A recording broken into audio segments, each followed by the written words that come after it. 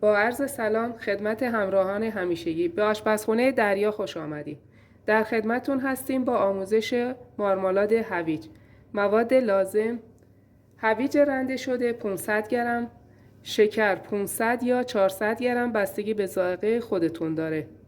آب 1 لیوان، آب لیمو 1 قاشق غذاخوری، گلاب 2 قاشق غذاخوری، اون هم بستگی به ذائقه‌تون داره، میتونین هم حذف کنین. هل یا وانیل که من از هل استفاده کردم، نصف قاشق چایخوری. از درست کردن مارمالاد، اول هویج و آب رو توی ظرفی میذاریم و روی اجاق گاز با شعله ملایم اون رو حدود 20 تا نیم ساعت میذاریم که آروم بپزه و نرم بشه. اگر میخواین که رنگ اون شیشه ای و رنگش عالی بشه، شفاف بشه، یا سر اون رو نذارین، یا اگر بذارین به صورت اوریب روی اون رو بپوشونین.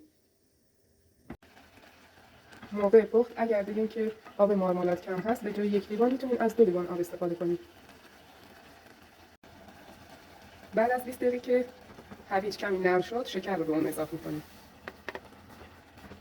و حدود 40 تا 45 دقیقه اجازه میدیم که مارمالاد قوام بیاد.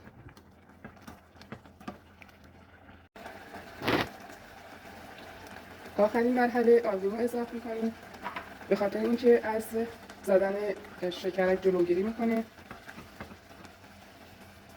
و بعد گلاب و هل رو تو مرحله آخر اضافه میکنیم و میذاریم که قوام بیاد.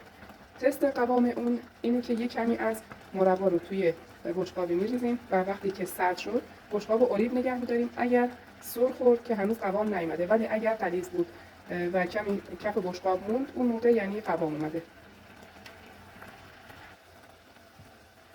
این هم از تست مربا ریختیم و میبینیم که تقریبا غلیظ شده و به خاطر همین زیر اون رو خاموش میکنیم.